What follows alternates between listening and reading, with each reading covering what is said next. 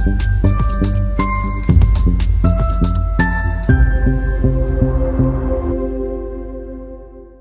are you looking on investments in mutual funds versus equity in upcoming 20 years? See, I think in mutual funds की अगर आप बात करोगे तो actively manage funds जो है flexi cap, multi cap, mid cap, small cap, इन categories में I still feel there is opportunity to invest. But large cap side में it's all about passive investing मुझे नजर आ रही है.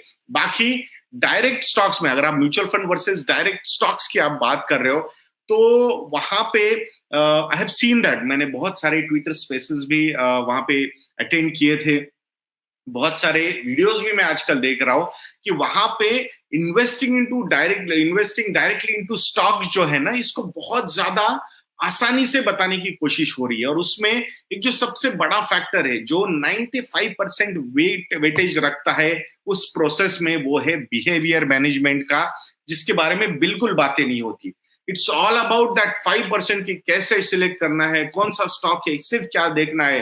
बट इन बिटवीन साइकिल्स कम. अच्छे स्टॉक भी जब 20, 25, 30, 35, 40, 50% तक गिरते हैं, so at that point of time अच्छे इन्वेस्टर्स का कॉन्फिडेंस वहां पे हिल जाता है.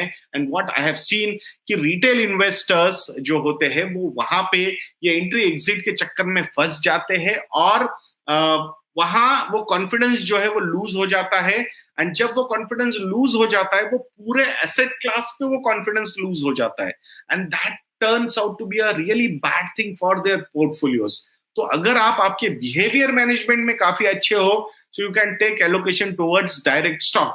हम भी जब आप लोगों के सामने वीडियोस बनाते हैं तो वहां पे एक शेयर होल्डर की मेंटेलिटी आपने कैसे इम्बाइब करनी चाहिए, एक लॉन्ग टर्म इन्वेस्टर की जो मेंटेलिटी है वो आपने कैसे इन्फ्यूज वहां पे इम्बाइब करनी चाहिए, इस पे ज्यादा हम फोकस करते हैं, बिकॉज दैट इज रिक्वायर्ड.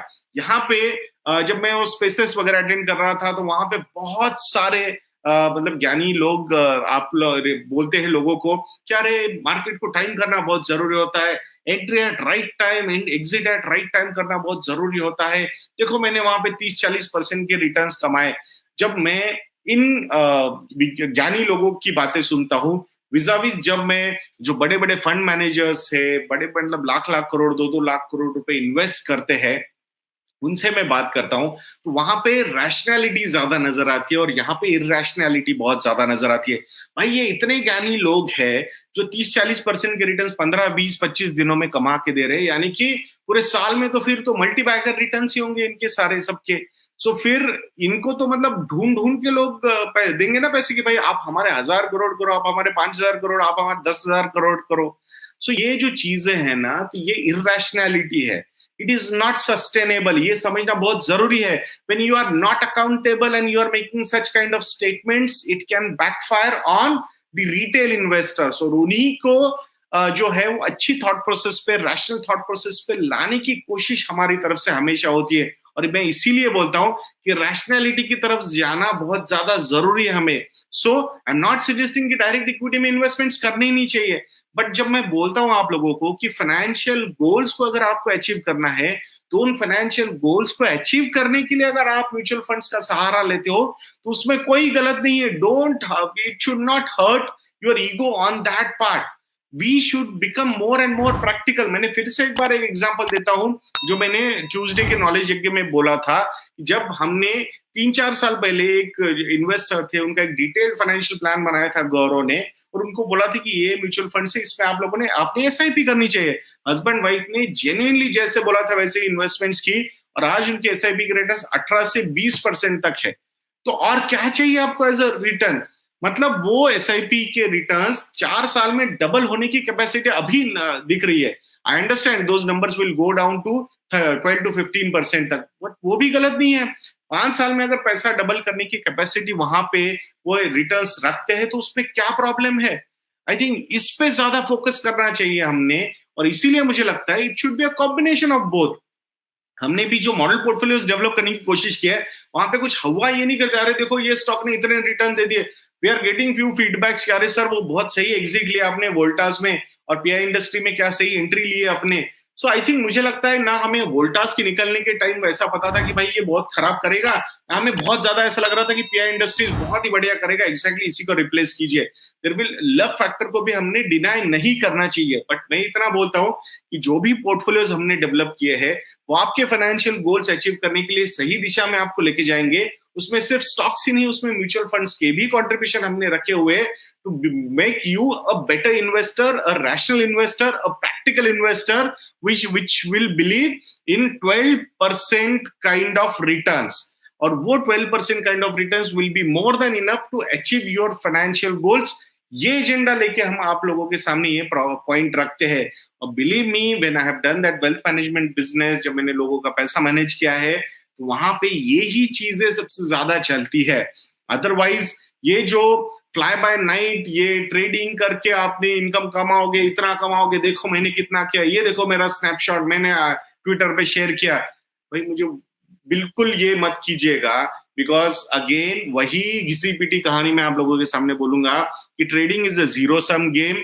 यहाँ पे 99% ऑफ द रिटेल इन्वेस्टर्स और traders lose their money and 1% of दो शातिर दिमाग जो है वो जीतते हैं। तो वहां जो आप 99% लोग हारने वाले हैं, वो 1% लोग वो जीतते हैं जो बहुत शार्प ट्रेडर्स होते हैं।